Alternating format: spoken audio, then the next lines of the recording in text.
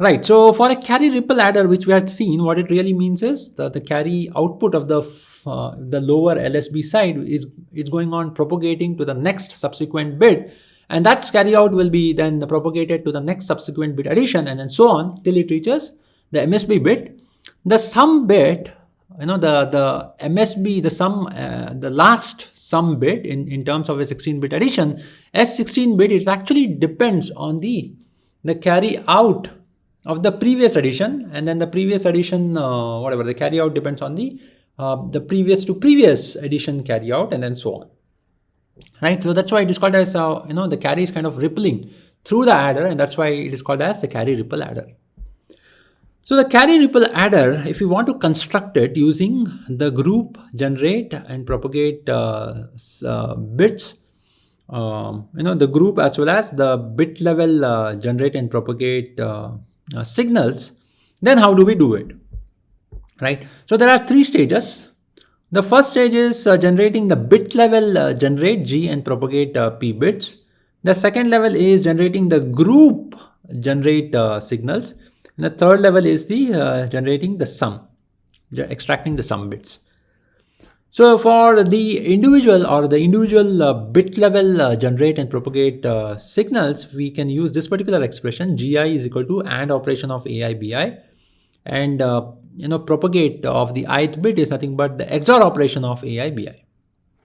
For generating the group for the carry ripple addition, we know that I is to 0, which will give me the carry of the ith bit addition. So carry out of the ith bit addition is going to depend on the I minus 1 is to 0. So this is the carry out of the I minus 1th bit addition, ANDing with that of the Pi, and then ORing with that of the Gi expression. So this satisfies our the expression of Gij, where K is nothing but I.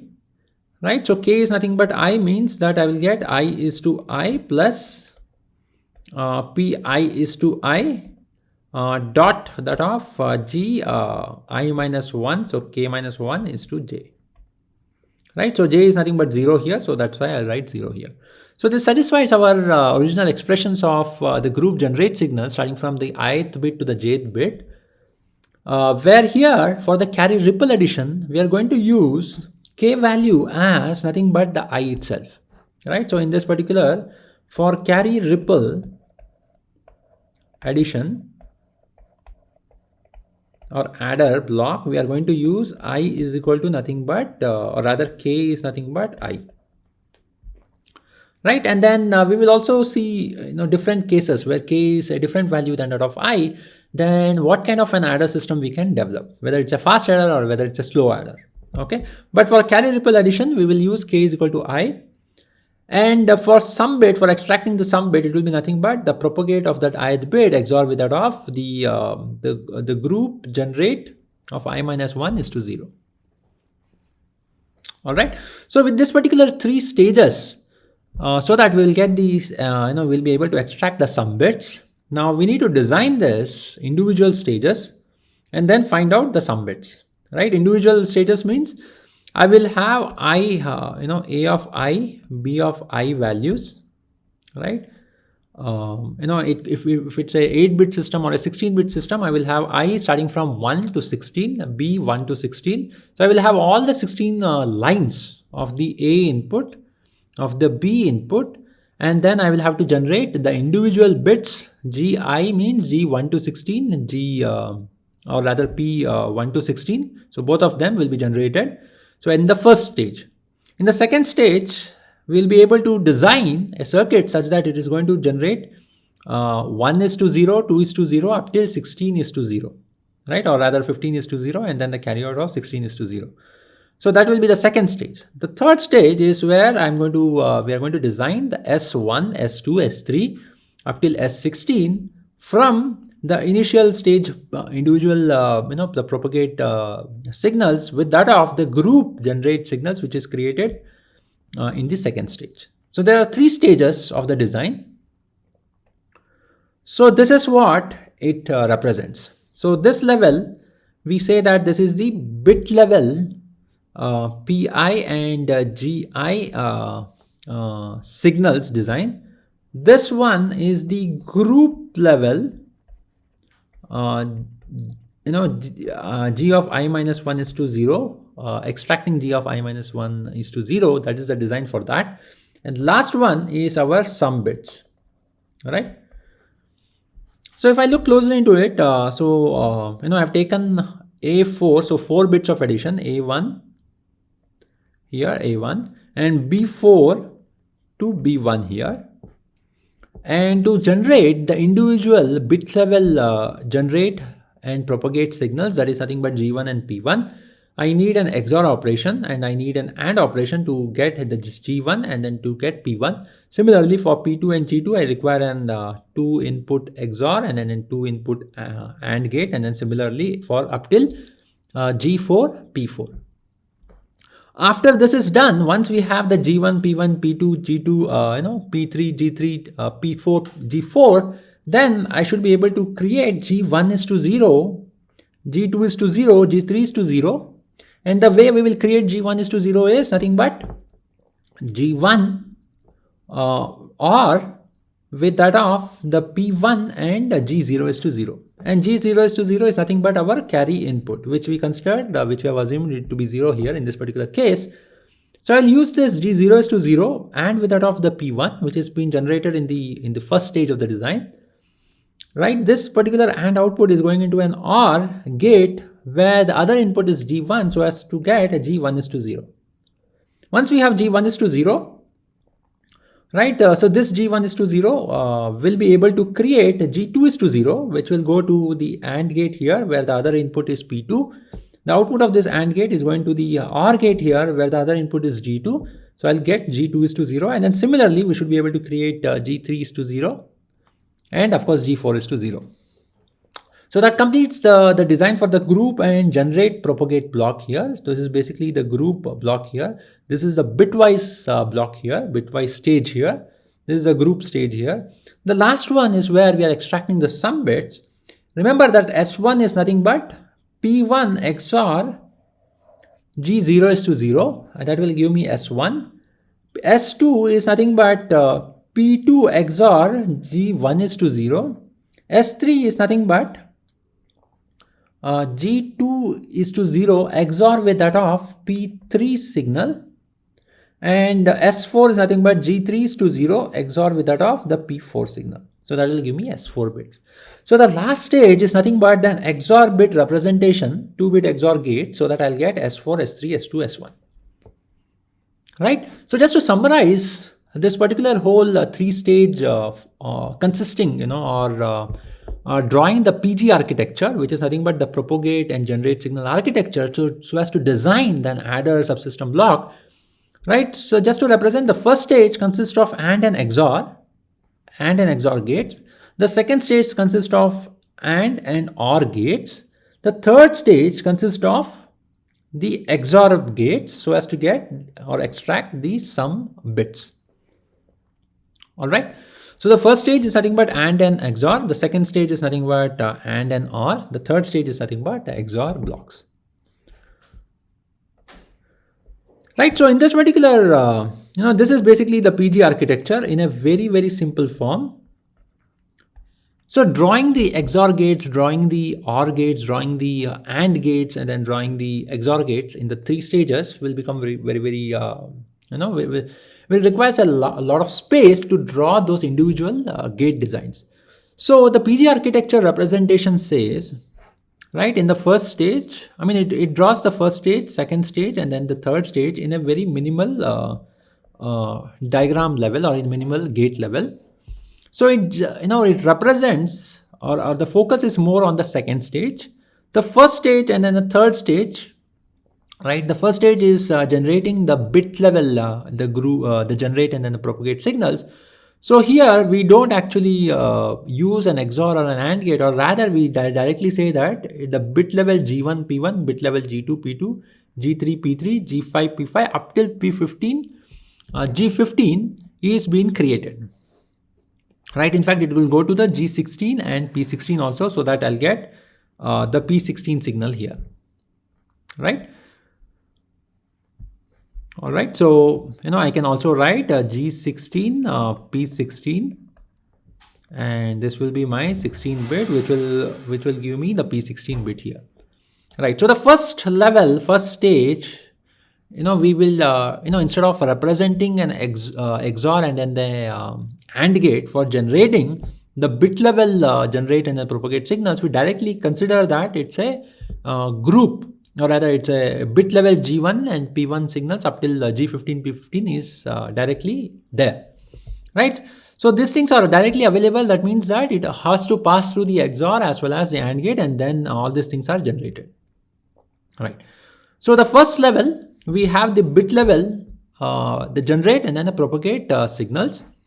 The second level, we are annotating, we are labeling the AND gate and then the OR gate, right? We are annotating or representing the AND and then the OR gate in terms of a square block, right? So this square block represents one input here, or rather three inputs here, where the one input is, this particular input is nothing but G1, this one is nothing but P1, and then this is G0 is to 0, right? So if I consider this particular block, right, so the output here will be G1 is to 0. That's what we had seen earlier. So this representation of a 2-bit OR gate and a 2-bit AND gate is indicated by a block just for an easier representation, right? So the first block represents the first block that has been utilized, so that the three inputs are G1, P1 and G0 is to 0. So G0 is to 0 is nothing but our C input to this particular 16-bit addition. So we have this one block. The output of this is 1 is to 0, G1 is to 0. The second block, where there are three inputs, this particular line represents two inputs, and then this particular line represents one input. So this particular one input is nothing but 1 is to 0 line, because this generates 1 is to 0. This particular line indicates two inputs, where one is G2, other one is P2, generating 2 is to 0. This particular, the third block will be nothing but AND and OR gate, where one input is G2 is to 0. The other two inputs are coming from here, which is G3 and P3. And this particular block again represents an AND and OR gate, where there are three inputs. One input is 3 is to 0. The other two inputs are G4 and P4, right? So this has to be G4 and then P4. All right. So this, this is a very sequential design. So what it really means is G1 is to 0 has to go to the block of second to generate G2 is to 0. G2 is to 0 has to go into the block of third, which will generate 3 is to 0. So it will go into the block of 4 to generate 4 is to 0. And then subsequently, it will go till, this block of 15th block, where it will generate G15 is to 0. 15 is to 0 will go into an XOR gate with P16 so as to generate S16 output, right? And similarly, if I want to find out the S1, S2, S3, S4 up till S16, right, S1 will have G0 is to 0 and then P1 as an input. S2 will have G1 is to 0 as one input and then P2 as the second input. S3 will have P3 here and then 2 is to 0. S4 will have P4 and then G3 is to 0. And then S5 will have P5 and then G4 is to 0. Right? So what this diagram, the PG architecture, is nothing but it's a very simpler form of representation of the previous AND OR block space.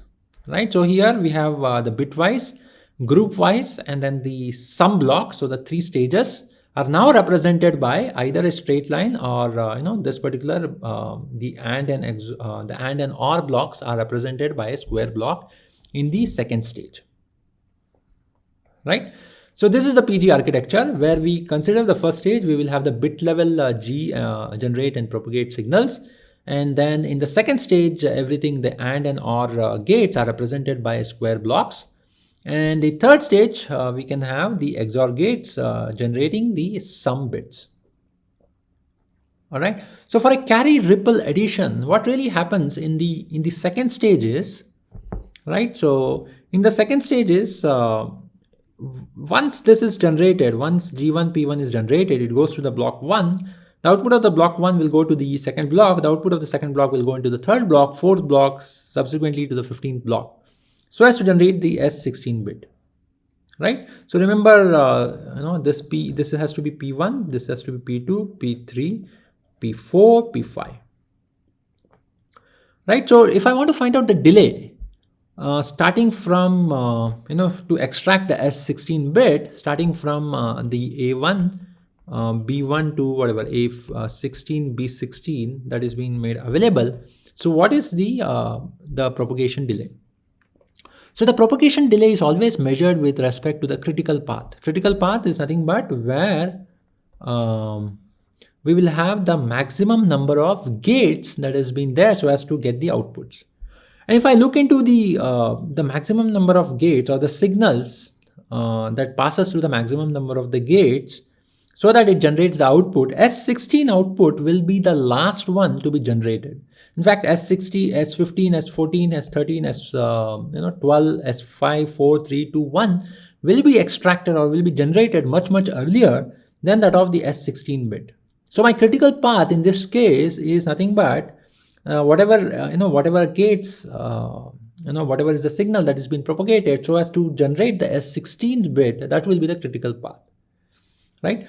So to generate the S16 bit, it has to pass through, it has to propagate through the 2-input XOR gate here, and it has to propagate to the 15th block. It has to propagate, 15 block input is nothing but the 14th block, so it has to propagate to the 14th block. 14 block input is nothing but the 13th block, so it has to propagate, so on. 4th block, 3rd block, 2nd block, 1st block, and then whatever it takes to generate this G1, P1. We are here assuming that all A1 to A16 and B1 to B16 as well as C0 or the C input are all available at time t is equal to 0. And then trying to calculate what is the delay for this particular 16-bit addition. So in that sense, G1, P1, G2, P2, G3, P3 up till G, this is G4, P4, and then up till G16, P16. This could be G15, P15, and G16, P16.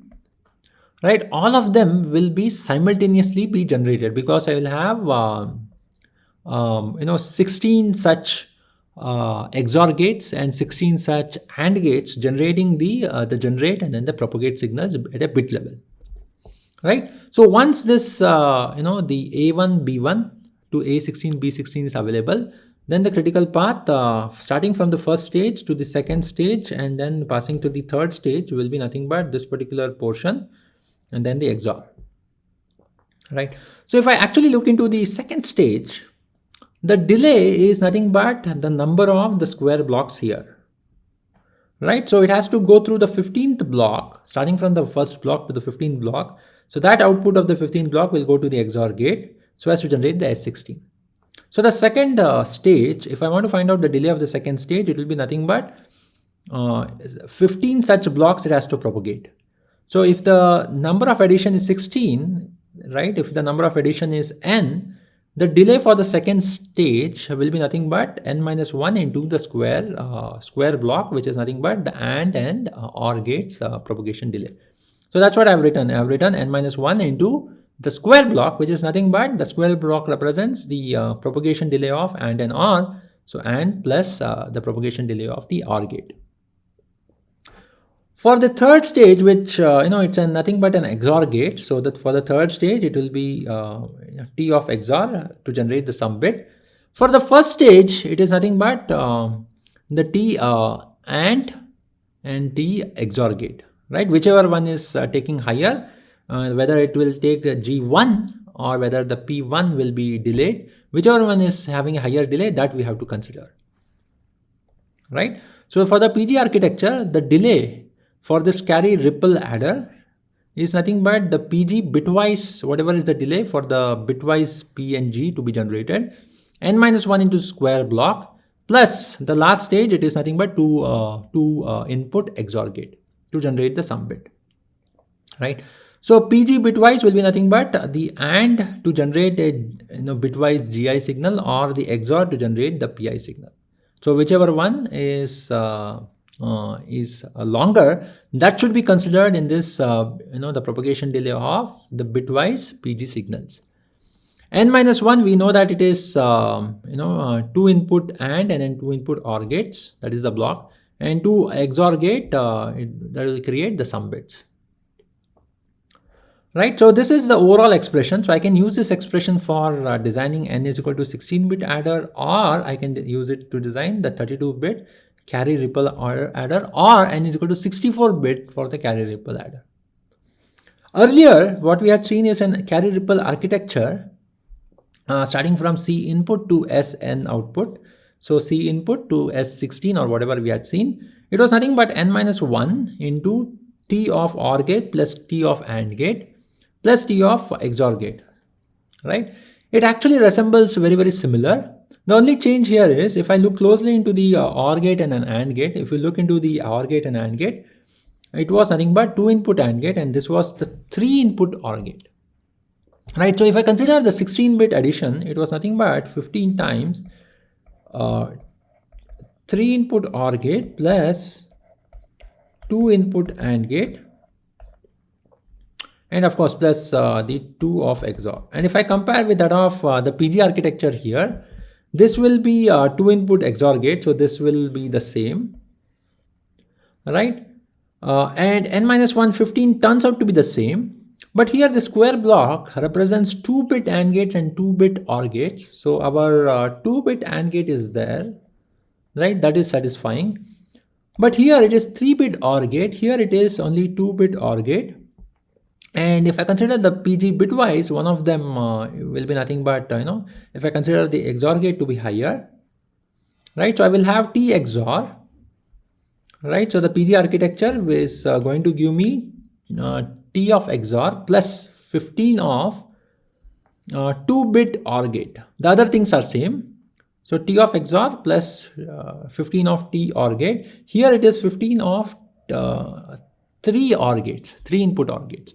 So this naturally, this will be higher. So this representation where we had utilized the carry ripple architecture, this is naturally going to be higher, whereas the PG architecture, which utilizes the bitwise propagate generate signals and the group wise generate signals and then use it to generate the sum bits, is likely to have a better delay or a lesser delay. So the PG architecture, which utilizes the multiples of the XOR and then AND gates in parallel, so this is likely to have a better the delay characteristics.